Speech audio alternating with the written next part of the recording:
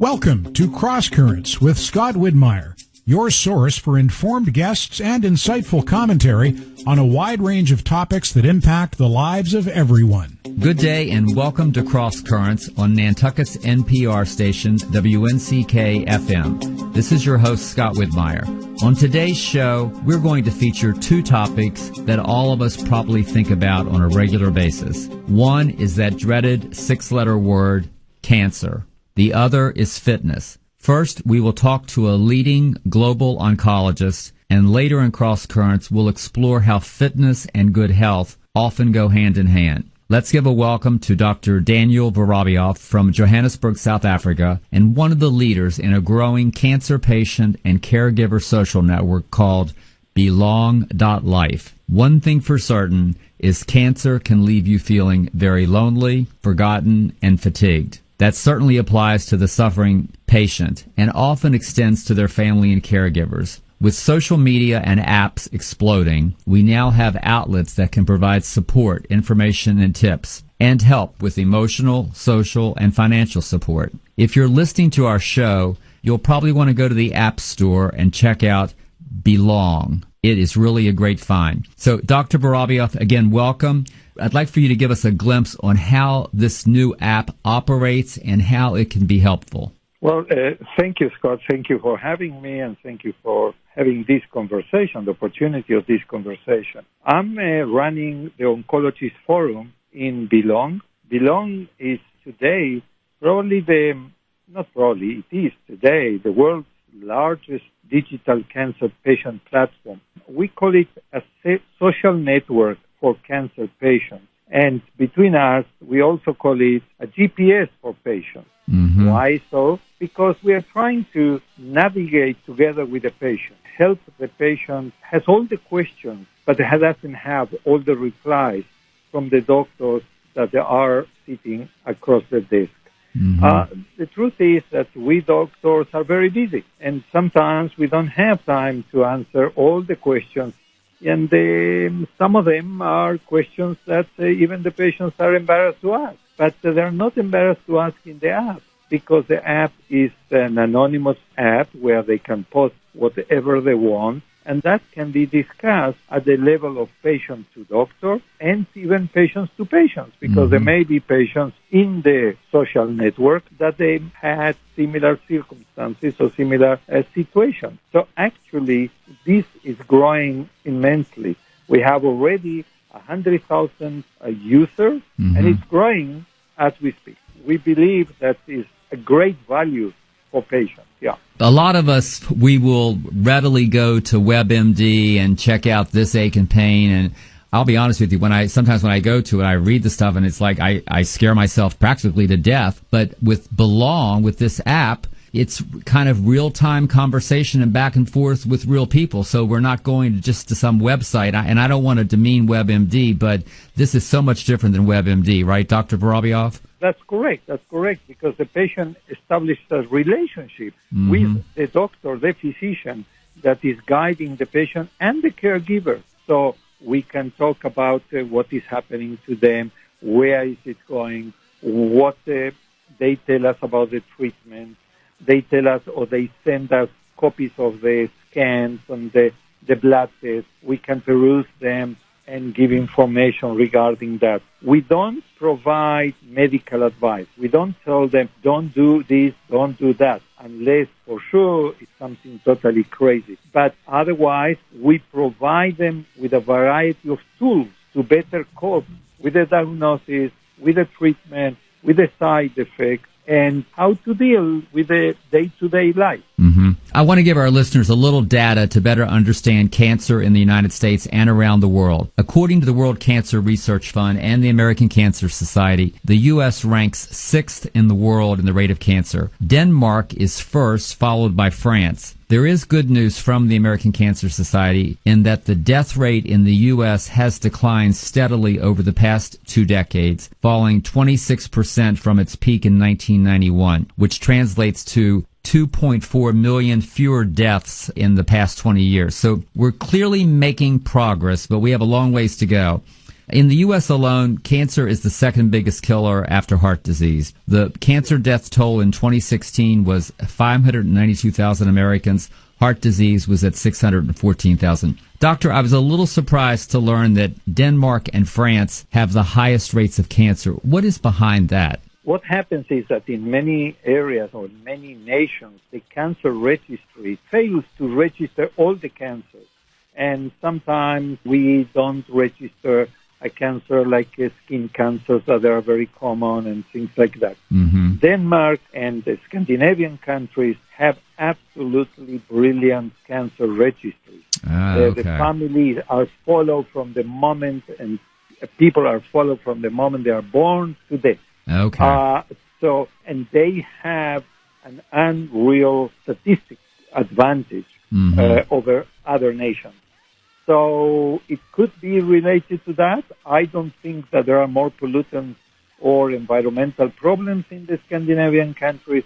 It's just that they have a better way to register those cases. I want to ask you this question. There was a troubling story this week in the New York Times, and it details how slow the United States has been, and it kind of relates to what we started talking about. The United States has been very slow in matching cancer patient medical records that can pave the way for better understanding the disease, linking the data so the medical community can do its job. One doctor was quoted in this article saying about 50%, if not more, of the critical details we need for research are trapped in unstructured documents. Dr. Vorobiof, my question is, how do we break this logjam, and how can Belong help? First of all, some of the American groups are trying very hard to do that. The American Society for Clinical Oncology, ASCO, which is meeting next week in Chicago for the annual meeting, trying very hard to break that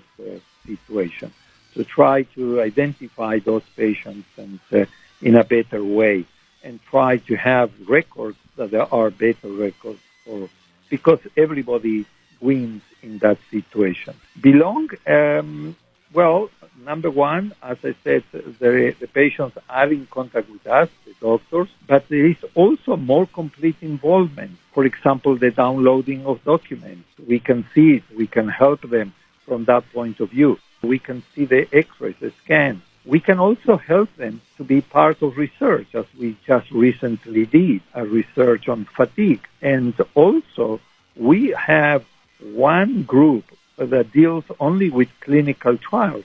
So when patients send us information, that information is channeled through the clinical trial search group, and we can find for that specific patient, wherever a patient is, regardless of geographical accessibility, we can actually organize for those patients where they can be seen for clinical trials and all that.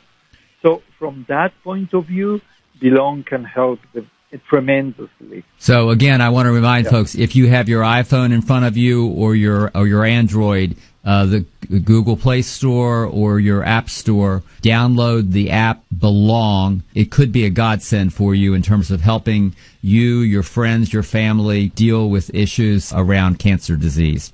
I want your perspective on how patients react to learning that they have cancer and how that extends to their caregiver network. Let's assume we're talking to someone for the first time and they've just been diagnosed.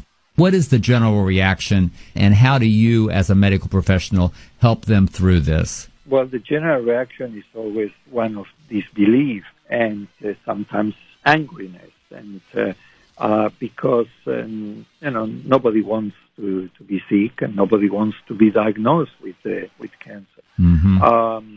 So that is the first thing. But once they start thinking about it, they say, I want to be part of something that will help and my family and my close friends to support me better.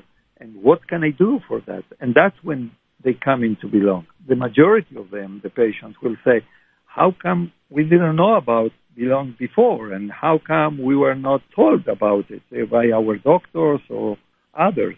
And the truth is that the Belong is new. It was founded in 2015 by two entrepreneurs, Eliran and Irad, which lost relatives to cancer, and they felt that they went through the process. And in a year and a half later, I started being involved with them. And since then, we have grown to a group of more than 70 physicians guiding patients and caregivers. We have also a partnership, talking about America, with the American Cancer Society and with other groups in Canada, and we are seeking additional partnerships. The one with the American Cancer Society, that partnership has generated in the past 6 months 1 million interactions. Mm-hmm. So there have been lots of going on. And that is a close member forum, and which resides in the Belong community, including discussions about treatment, information, tips for coping with clinical conditions, with the side effects, with emotional support, with nutrition, we mentioned before, with clinical trials. So it's a win-win situation for the patients. They will really be amazed about how much they can learn about their problem at a distance, without even ever seeing myself or any of the other doctors. Right. You mentioned it earlier. One of the biggest factors that cancer patients deal with is fatigue. And that carries over to a person's emotional state. It impacts decisions, the therapeutic decisions that are made, and all of this impacts outcomes. So, Doctor, you just completed this research protocol on the impact of fatigue and how patients can navigate it and cope with these challenges. Tell us a little bit about what you learned from the study and how fatigue plays out and how we can better deal with it if we are facing cancer. As you know very well, in cancer, we are not only interested in helping the patient to survive, but to survive better, with a better quality of life, and to deal with it. And fatigue, it's probably one of those cancer symptoms that impacts not just the quality of life, but impacts even treatment and outcomes. Because you're too fatigued and you don't want to eat and you don't want to take your medications, or you don't want to get rest to go and see the doctor and get your treatment. And that can affect your prognosis, your benefits, your results. And therefore, we started thinking, we know about fatigue for a long time, but there has been not a real-world data survey done for some time. And we managed very quickly to ask 505 of our members, and I call members because not all the respondents were patients, 85% of them were, but 15% were caregivers that were asking what they can do to help the patients in this circumstance with their fatigue. And the results were significant. This is the largest cancer patient survey which has been conducted over the past few years. And I'm proud to say that shows that Belong is not just a social community. It provides the wider health community with more insight regarding the cancer patient journey. Mm-hmm. And what we saw is that 10% of the patients and caregivers do cite fatigue as a direct cause of stopping, delaying, or even changing treatment. Yeah. And that is huge. More than half of the patients see that their cancer-related fatigue is a key source of anxiety because it creates tension, it creates problems within the patient and his close family. Mm-hmm. That was very interesting also to know about it. But also, we asked the patients what lifestyle changes they do in order to help themselves to alleviate the fatigue, regardless of medication. And a third of the patients said that nutrition played a role in helping alleviate their fatigue. So we need to stress that because we need to guide the patients better from the point of view of what they eat, what they can eat, how much they need. And we need to involve nutritionists, dietitians at the different levels. And another third, which I was very encouraged by, say that exercise helps them. But we are not talking about exercise or going to the gym and picking up 100 pounds or more weight. We are talking about getting out of the house, getting out of the bed, walking for 10 minutes. That is activity, and that is good. And that activity generates good things in your blood flow, and therefore allows you to overcome partially, not fully, but partly, the fatigue. I'm going to have to cut you off. This has been incredibly enlightening. I hope that if we've helped one family out there that is dealing with cancer today, we've been successful. But I know that what you're doing, what Belong is doing, will help a lot of others. And the partnership with the American Cancer Society is incredible. Again, check out the new app, Belong. The website is belong.life. Dr. Vorobiof, thank you so much for being part of the show today. Thank you, Scott. Bye-bye.